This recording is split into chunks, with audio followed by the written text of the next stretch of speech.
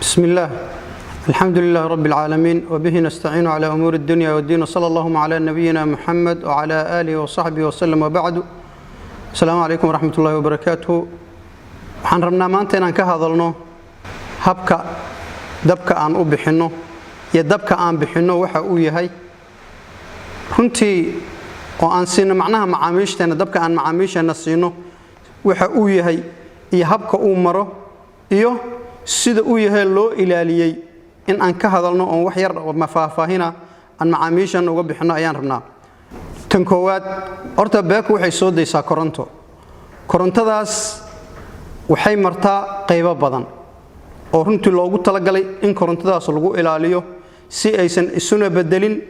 wax dhibaatana aysan dadka u geysan ama qalabka aan isticmaalayna aysan u geysan sida darteed marka ugu horeysa korontada waxa laga soo saaraa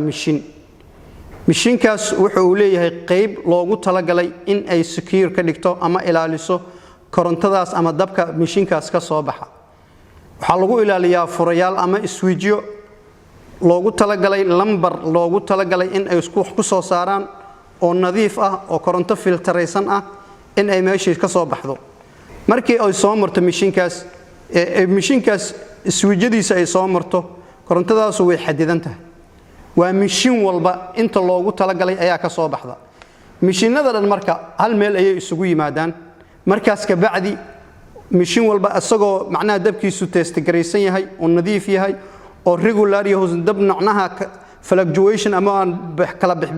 hoos u dhac ama kor u bax oo ku jirin ayuu waxay isugu yimaadaan hal meel halkaas meel ayaa waxa laga sameeyaa haddana la isugu keenaa oo dabkaas la isku waafajiyaa meeshaas la isku waafajiyo ayaa dabkaas haddana waxa laga dhigaa hal standard waa macnaha waa sida adduunka u isticmaalo dabka ama korontada u isticmaalo markii meeshaas lagu sameeyo oo lagu diyaariyo ayaa haddana waxa loo gudbiyaa qayb kale oo ah qaybtii loogu talagalay in ay dabka qaado oo ay gaarsiiso ama ay safriso dabkii qaybtaas ayada ruuxeedu waa standard qalabka adduunka maanta laga isticmaalo kan ugu wanaagsan oo ugu sufficiency macnaha ugu sida loogu talagalay wax u qaybiya ayaan maaragtay ayuu ku xiran yahay markii uu halkaas ka sii baxo ayuu haddana wuxuu sii maraa qayb kale oo safety ayaduna oo loogu talagalay dabkii meeshaas ka soo baxay ee la qaadayay horta secure ma yahay haddana waa macnaha waxa waaye waa step afaraad oo ah secure markaas ka bacdi ayaa waxa loo diraa dabkaas magaalada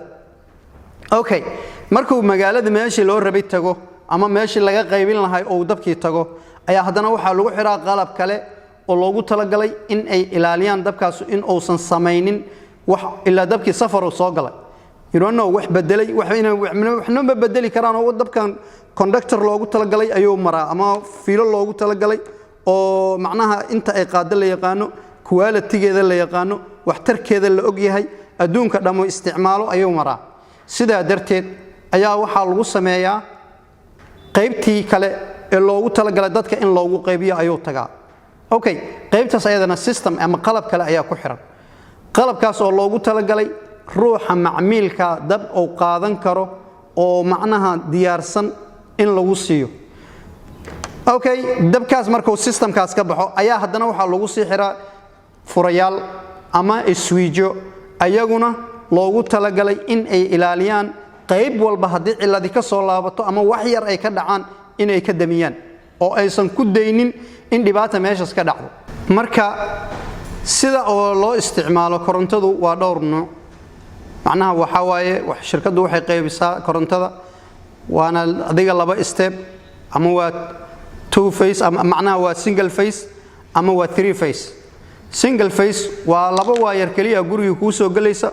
waa adiga ilaa 220 230 240 kama badnaa karo markii la dhaho three phase ka waa standardka loogu talagalay waa 380 ilaa 400 dab meelahaas waa three phase markuu yahay waa face to face sida darteed wixii ka badan waa sax qalabku ma adkeysan karo laakiin annaga aan bakeeninba way jiraan waxa daga warshadaha kale markii la dhaho 11 kuwa isticmaal laakiin wali wadankeena ma aysan iman anyway waxaan isticmaalnaa hadda annaga waa dab low voltage la dhaho marka wuxuu u qaybsamaa 3 phase iyo single phase single phase ku 220 ilaa 240 ilaa 250 xataa caadi waa alaabtayba ku qoran tahay waxaad arkaysaa shayga wuxuu shaygan ku shaqeyn karaa 220 ilaa 250 wuxuu ku shaqeyn karaa markuu 3 phase yahay 380 ilaa 415 way jirtaa oo xataa qalabkii ku qoran tahay marka qalabka ruuxiga aad soo gadanayso ay ku xiran tahay waxa aad isticmaalay su'aasha wax isweydiinta badan baa waxay tahay laynkan waa qaybinaa dadka dhanna waan wada siinaa haddii korontadan marka ciladi ka jirto oo iyadu ay xun tahay almost waxa waaye waxa dhan way wada gubi lahayd laakiin hal shakhsi gurigiisa haddii xataa ay dhacday in case ba ay noqotayba inay wax gubtaan waxaan dhihi karnaa waa isticmaal xumo ku timid dadka macaamiisheena oo ay sidii loogu talagalay ee korontada u isticmaalin okay marka waxaan halkaas ka cadaynaynaa korontadaasi in ay tahay koronto secure ah oo standard ah oo maanta magaalada Muqdisho laga wada isticmaalo dadka xataa iska dhaaf adiga guri iyo wax la mid ah warshadaha maanta isticmaala alxamdulillah sida aan hadda dareemayna xataa wadanka warshadaha ku soo badanaya wax dhibaatana kuma qabaan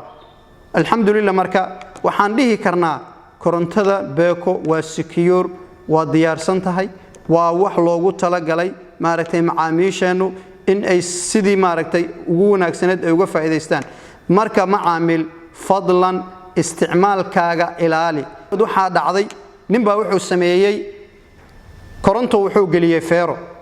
feeradii shaqeyn weysay iyadoo korontadii ku jirto ayuu furfuray waxa kale oo dhacaysa gurigii qofkii waxba u daaranaya ama alaab wuxuu isticmaalayaa oo raqiis ku soo gatay oo isleeyahay Allaah kuwaana kuwii kala kaaga qaalisan haddana alaabtaas ay tahay qalabka ku jira oo yahay qalab iska feeg ah oo markuu arko korontada fiican aan ba hay karinba because qofka marka loogu talagalay shay waxa arkay laba shay oo isku mid ah oo qofku uu ka soo gadanayo suuq qofkan waxa loo shaygan waa labadii shay marka fiiriso waa isku hal waa isku nooc waxa leeyahay shaygan waa intaas kana waa intaas labadii shay marka fiirisid waa isku nooc war maxay ku kala duwan waa birimiya sugunta lagu leeyahay marka suuqa tagto waa dareemi kartaa marka qofka gurigiisa wuxuu galiyay barays waa uga tagay kulay sida inta badan dhacdana waa barayskii waxa laga yaabaa inuu dabacsan yahay qalab ku jiro qalabkaas oo sameeyo wax la yiraahdo loose halkaasna oo dab ka dhasho hadii markii uu daah ku dhago ama safiito ku dhago ama uu alwaax ku dhago maxaa iman kara meeshii inay gubato marka fadlan macaamil isticmaalkaaga ka taxadar waa mahadsantihiin wassalaamu calaykum waraxmatullaahi wabarakaatuh